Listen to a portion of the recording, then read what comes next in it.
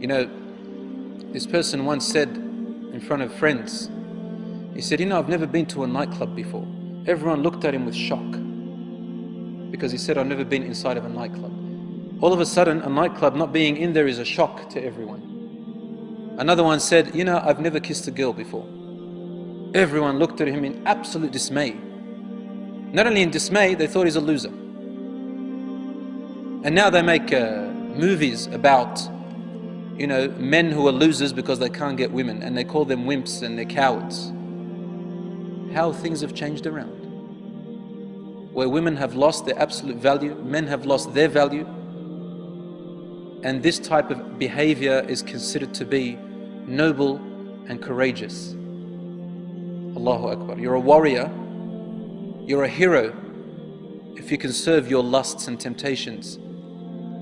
And then you have issues of rape and crime, and then you've got laws, especially in Western countries, that can't even solve anything. Just the other day I read in the paper about a man who was convicted in the court of law in Sweden. He was convicted of rape. You know what kind of rape? It says that the woman, she agreed to have intercourse with him.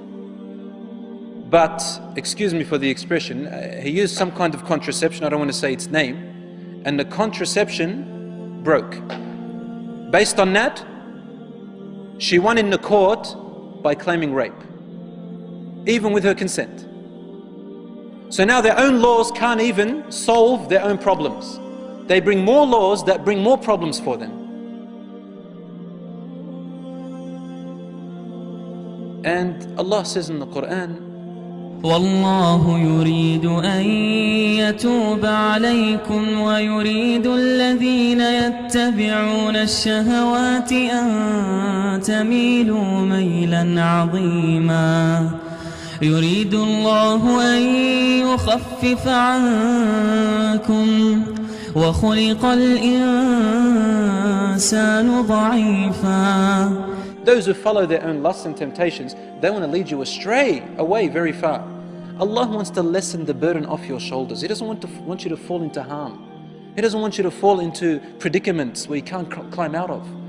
يُرِيدُ اللَّهُ أَن يُخَفِّفَ عَنْكُمْ. These laws in our deen are only there to protect you. They are not there to cause you harm or restrict you, ya akhi. They are there to protect you because there's so much harm out there. وَخُلِقَ الْإِنسَانُ ضَعِيفًا. Allah also tells us, follow my laws because you're weak. You're weak. Pass them and follow my guidance. I'm there for you. Like what your father and mother do. To keep you away from fire, keep you away from harm. They restrict you and place boundaries around you. We need boundaries from Allah, otherwise we fall into harm.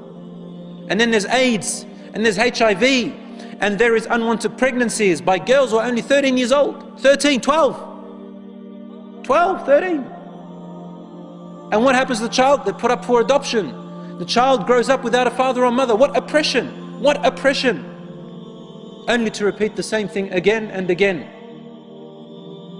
So there is great harm in this. And here we are, they're trying to tell you youth that doing these actions makes you a man. You want to become a man? I dare you to get married. I dare you to get married. Because to them, this is the most cowardly thing. They don't dare to get married, brothers and sisters. They don't dare to get married. I had a neighbor, she had a 3-year-old daughter, but they never got married, her and her partner. In the end, he left her for another woman. Obviously, he's going to leave you for another woman. He's too afraid to be a man. He doesn't want to get married because he's too deep in his lusts. And then turns around and she says, men, they're only after their ego. Of course, why did you take a man like that? Allah gave us conscience. Allah gave us guidance in our brains to think with. And so Allah forbids us from these things because not to bring us harm. And you know what's sad? Unfortunately, 80% of the time, majority of the time, women are the victims. Women are the victims in this situation. So you can see it's reversed now. What does the man want? The man wants to use and abuse the woman. Use and abuse the woman. And you know what? If these young girls were able to look inside and read what's in the mind of young men these days, wallah, I don't think any of them will even hang around as much as 10 kilometers away from a man, close to a man. They wouldn't want to. But the men, they like to deceive women, wicked men. They like to deceive women, wicked men, non-God-fearing we're talking about. And then you get this poor woman who thinks that, oh, he's my boyfriend. We're going to stroll in, this is the image she has in her head. We're going to stroll in the park. He's going to pick up a daffodil and give it to me. Or a rose. Hand in hand together. And then we're going to wait until the sun sets. And the birds chirping around us in this beautiful park. Poor thing. This is what she thinks, right? But the man is thinking about one thing. And he's going to tolerate all of that until he gets to it. I'm talking about men with diseases in their heart, and there are many of them today.